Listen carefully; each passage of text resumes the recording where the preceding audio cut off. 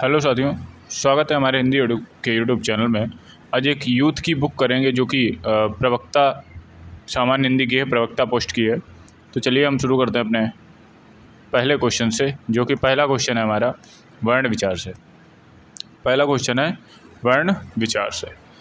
पहले क्वेश्चन हम शुरू करेंगे। पहला क्वेश्चन है हमारा वर्ण विचार से। ह्रस्व दीर्घ प्लुत के प्रकार हैं। ह्रस्व दीर्घ और प्लुत ये हैं स्वर के प्रकार, और स्वर होते हैं 11। अगला क्वेश्चन है जिन वर्णों का उच्चारण स्थान स्वतंत्र होता है उन वर्णों को कहते हैं स्वर। उन वर्णों को क्या कहते हैं? उन वर्णों को हम स्वर कहते हैं। अगला क्वेश्चन है निम्नलिखित में दंतोष्ठ कौन है? दंत से बोला जाने वाला कौन है?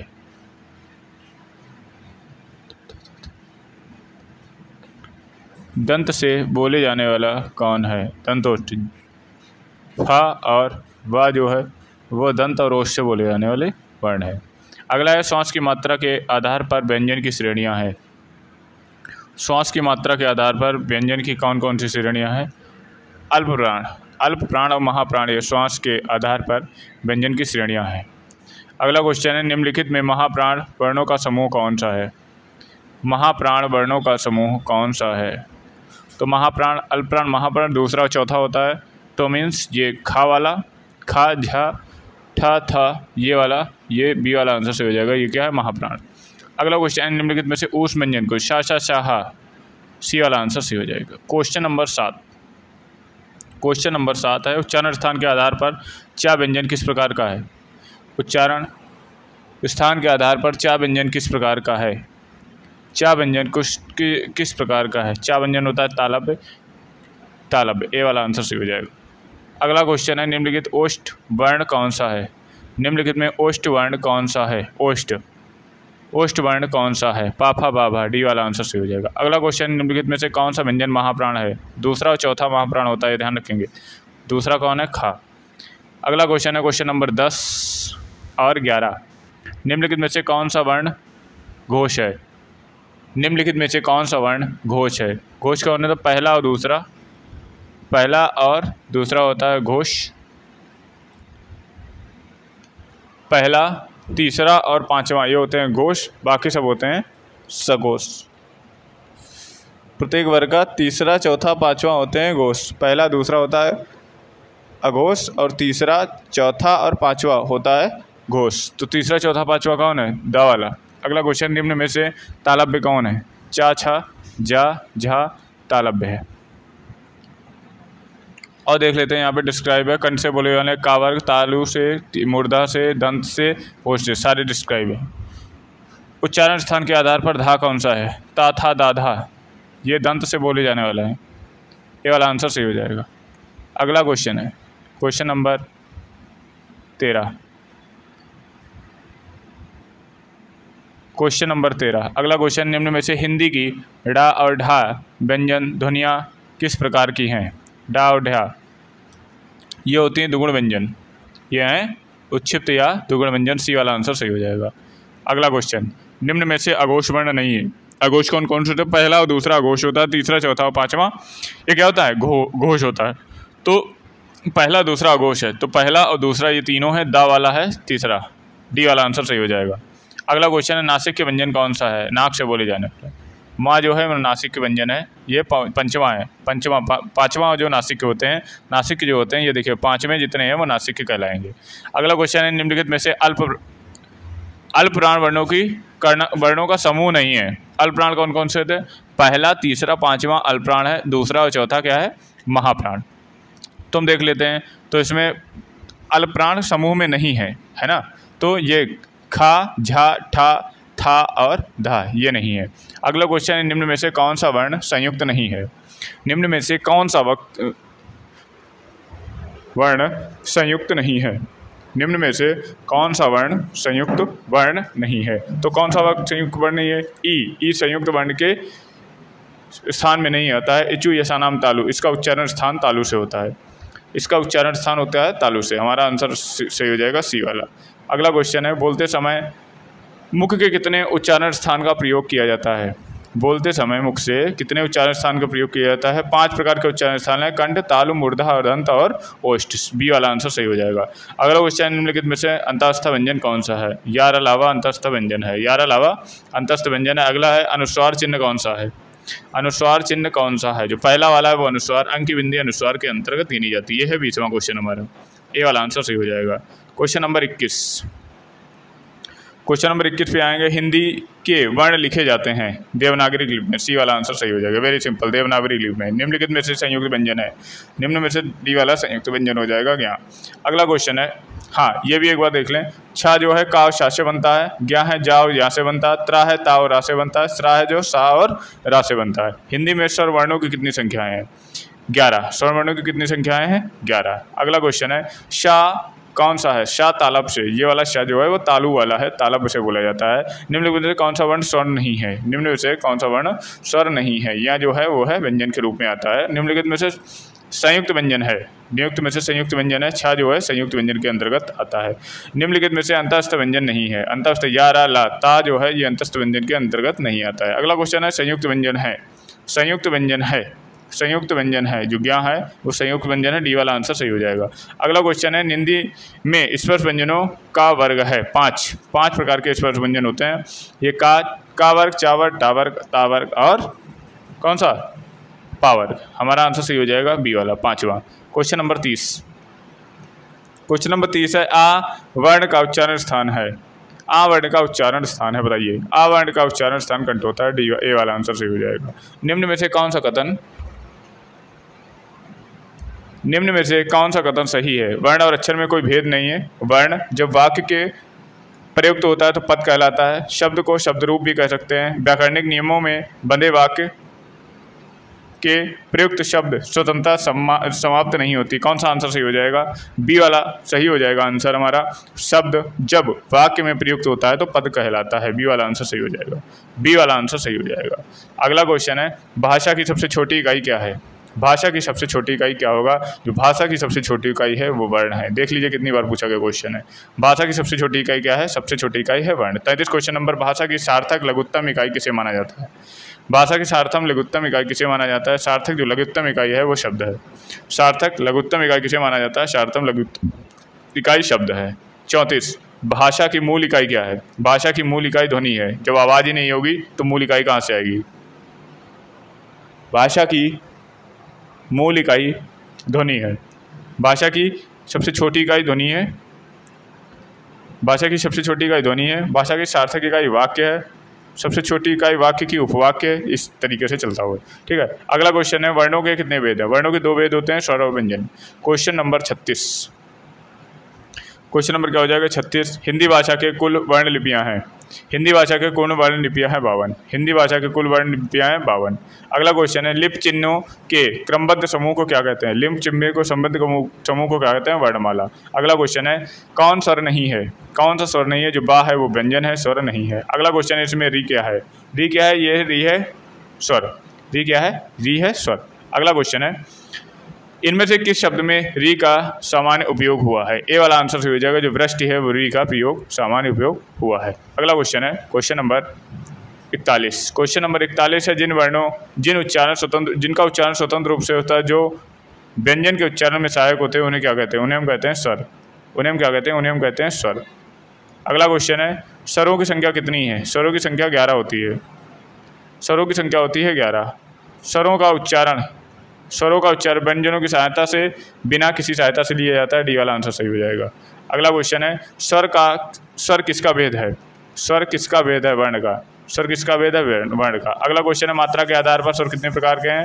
मात्रा के आधार पर स्वर 3 प्रकार के होते हैं, ह्रस्व, दीर्घ और प्लुत। अगला क्वेश्चन,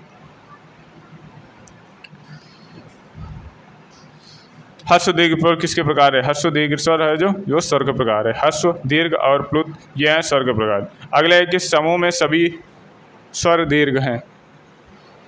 किस समूह में सभी स्वर दीर्घ हैं, मीन्स बड़े हैं? ई, ए, ओ, औ, ला, री, रा तो होगा ही नहीं, आ ये भी नहीं होगा, ठीक है, ए वाला आंसर सही हो जाएगा, ए वाला आंसर सही हो जाएगा। अगला क्वेश्चन है, हिंदी भाषा में ह्रस्व स्वरों की कितनी संख्या है? हिंदी भाषा में ह्रस्व स्वरों की ह्रस्व स्वरों की संख्या कितनी है? ह्रस्व स्वरों की संख्या कितनी है? अच्छा, वर्ण पूछ रहा है, सॉरी, वर्ण पूछ रहा है। ह्रस्व स्वरों की संख्या 4 मानी जाती है। ह्रस्व स्वरों की संख्या 4 मानी जाती है। हिंदी ह्रस्व स्वरों की संख्या 4 माना जाता है। आ, ई, ऊ और री। ह्रस्व स्वरों की संख्या 4 मानी जाती है। जिन स्वरों के उच्चारण में 2 मात्रा का समय लगता है या ह्रस्व स्वर से दोगुना समय लगता है, उन्हों कहते हैं गुरु। गुरु या दीर्घ, गुरु या दुर्ग एक ही चीज़ है। ठीक है। अगला क्वेश्चन है 50, क्वेश्चन नंबर, निम्नलिखित में से कौन सा दीर्घ स्वर है? निम्नलिखित में से कौन सा दीर्घ स्वर है? आ जो है वो दीर्घ स्वर है। ए वाला आंसर सही हो जाता है। ए वाला आंसर हमारा सही हो जाता है। अगला क्वेश्चन है क्वेश्चन नंबर 51। क्वेश्चन नंबर 51, निम्नलिखित में से कौन सा संयुक्त स्वर नहीं है? निम्नलिखित में से कौन सा संयुक्त स्वर नहीं है? सी वाला ऊ, ये है दीर्घ स्वर, ये संयुक्त स्वर के अंतर्गत नहीं आता है। अगला क्वेश्चन है निम्न स्वरों के उच्चारण में दीर्घ स्वर से भी अधिक समय लगता है। कौन सा ऐसा स्वर है जो दीर्घ स्वर से भी अधिक समय लगता है? वो प्लुत हो जाता है। प्लुत हो जाता है। ये देखिए एग्जाम्पल इसके दिए हुए हैं। अगला क्वेश्चन है प्लुत स्वर कौन सा है? ओइम, जो कि बी वाला आंसर सही हो जाएगा। ये प्लुत स्वर है। अगला क्वेश्चन, निम्नलिखित में से किस स्वर को संयुक्त स्वर माना गया है? किस स्वर को संयुक्त स्वर माना गया? जो अ है वो संयुक्त स्वर के अंतर्गत गिना जाता है। अ जो है वो संयुक्त स्वर के अंतर्गत गिना जाता है। अगला क्वेश्चन है निम्नलिखित में से कौन सा मूल दीर्घ स्वर नहीं है? जो मूल दीर्घ स्वर नहीं है वो ये दीर्घ स्वर के अंतर्गत नहीं आता है। अगला क्वेश्चन है क्वेश्चन नंबर 56। क्वेश्चन नंबर 56, इनमें से समृद्ध स्वर कौन सा है? इनमें से समृद्ध स्वर कौन सा है? ई जो है वो समृद्ध स्वर के अंतर्गत आता है। अगला क्वेश्चन है हिंदी स्वरों का वर्गीकरण जब जीभ के भाग के आधार पर किया जाता है तो निम्नलिखित में से कौन सा भेद के अंतर्गत नहीं आएगा? हस्तस्पर्श और विव्रत नहीं आएगा। विपरीत समृद्ध दूसरी चीज़ है। बी वाला आंसर सही हो जाएगा। अगला क्वेश्चन है अर्ध विपरीत स्वर है।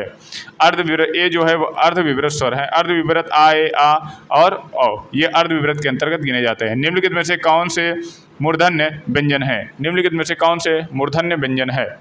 KTM मीन्स टाठा टाठा। कौन से टाठा टाठा के अंतर्गत आते हैं? बी वाला आंसर हमारा सही हो जाएगा।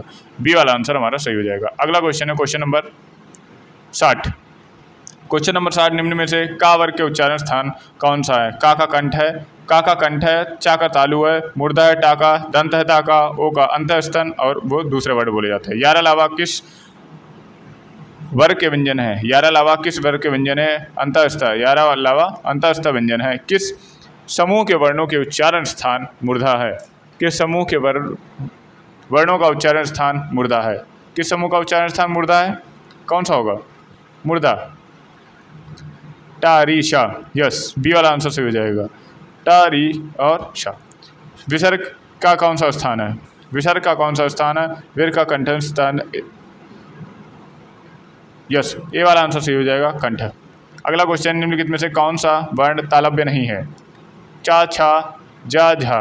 ओके, ए वाला आंसर सही हो जाएगा। सी वाला आंसर सही हो जाएगा, का वाला। Question number 65। क्वेश्चन नंबर 65, कंठोष्ठ दीर्घ स्वर वर्ण का उदाहरण कौन सा है? कंठोष्ठ दीर्घ स्वर वर्ण का उदाहरण कौन सा है? औ। कंठोष्ठ से भी बोला जाता है और दीर्घ स्वर भी है। औ, क्या हो गया? औ। अगला क्वेश्चन है क्वेश्चन नंबर 66, कंठ तालव्य दीर्घ स्वर वर्ण का उदाहरण है। कंठ उससे बोला जाता है, तालव्य भी है। कंठ तालव्य ए, डी वाला आंसर सही हो जाएगा। अगला क्वेश्चन है कौन सा वर्ण ओष्ठ नहीं है? कौन सा वर्ण ओष्ठ नहीं है? बा, मा, आ ओष्ठ नहीं है, आ दीर्घ स्वर है। अगला क्वेश्चन है, निम्न में से कंठ वर्ण कौन है? काका काका। कंठ वर्ण कौन सा है? कंठ वर्ण कौन सा है? बी वाला आंसर सही हो जाएगा। आ जो है वो कंठ वर्ण के अंतर्गत गिना जाता है। इच्चू जैसा नाम तालु, ई, चा, छा, जा, जा, किससे बोला जाता है? ये तालब से बोले जाते हैं। सी वाला आंसर सही हो जाएगा। अगला क्वेश्चन है, जीवा के आधार पर स्वर कितने प्रकार के हैं? जीवा के आधार पर स्वर हैं 3 प्रकार के। कितने प्रकार के हैं? स्वर हैं 3 प्रकार के। कौन कौन से? अग्र, मध्य, पश्च। अग्र, मध्य, पश्च, ये जीभ के आधार पर स्वरों को विभाजित किया गया है। अगला क्वेश्चन है, निम्नलिखित में से ओष्ठ वर्ण कौन सा है? ओष्ठ वर्ण ऊ जो है वो ओष्ठ वर्ण के अंतर्गत आता है। ऊ जो है ओष्ठ वर्ण के अंतर्गत आता है। कंठ तालव्य कौन सा है? ए, आय कंठ तालव्य है। सी वाला आंसर सही हो जाएगा। अगला क्वेश्चन हम करेंगे, किस वर्ण के उच्चारण स्थान कंठ और तालु है? बी वाला आंसर सही हो जाएगा। इनका जो उच्चारण स्थान वो कंठ और तालु है। बी वाला आंसर सही हो जाएगा। अगला क्वेश्चन है, ओ औ किस प्रकार के वर्ण हैं? ओ औ किस प्रकार के वर्ण है? को औ किस प्रकार के कंठोष्ठ? कंठ और ओष्ठ से बोली जाने वाली जब स्वर का उच्चारण स्थान ध्वनि मुख के साथ साथ नासिका द्वार से भी निकलता है, उस अनुनासिकता को प्रकट करने के लिए निम्नलिखित में से किसका प्रयोग किया जाता है? अनुस्वार, बिंदु, रेफ, नुक्ता, चंद्र बिंदु। डी वाला आंसर सही हो जाएगा। इसका प्रयोग करते हैं चंद्र बिंदु के आधार पर। अगला क्वेश्चन है, अनुनासिक स्वरों का उच्चारण स्थल कौन सा है? अनुनासिक का कौन कौन से ऑप्शन है? अनुनासिक का स्थल कौन सा है? अनुनासिक का स्थल कौन सा है? अनुनासिक होता है वो यहाँ सही हो जाएगा, ये होता है नाक और मुंह दोनों से, नाक और मुंह दोनों से। अगला क्वेश्चन है क्वेश्चन नंबर 77 करेंगे हम। क्वेश्चन नंबर 77 करेंगे, निम्नलिखित में से कौन सा शब्द में अनुनासिकता है? संभावित, संभावना, संभव, संभालना।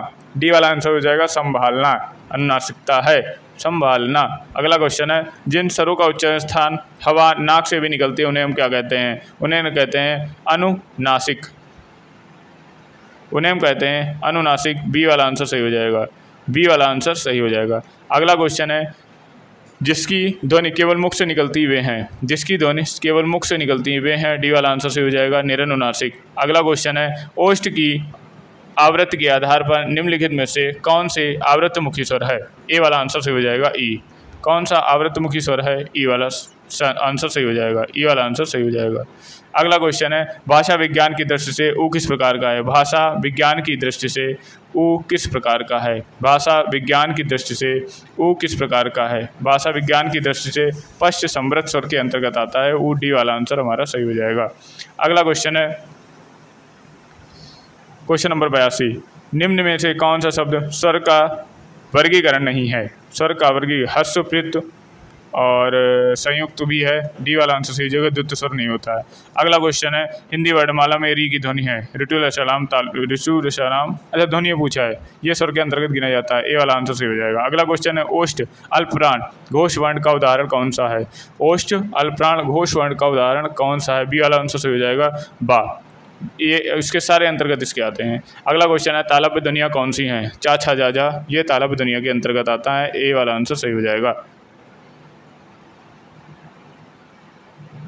चा छा जा जा, सॉरी इसमें दो ऑप्शन सही होंगे, चा छा जा जा भी है, दोनों है, ए और बी दोनों है, ए और बी दोनों है। अगला क्वेश्चन है, निम्न में से चावर का उदाहरण कौन है? तालव्य। बी वाला आंसर सही हो जाएगा, बी वाला आंसर सही हो जाएगा। क्वेश्चन नंबर नेक्स्ट है क्वेश्चन नंबर 87, निम्न में से पावर का उच्चारण पा ओष्ठ को बोलो जाएगा। बी वाला आंसर सही हो जाएगा पा।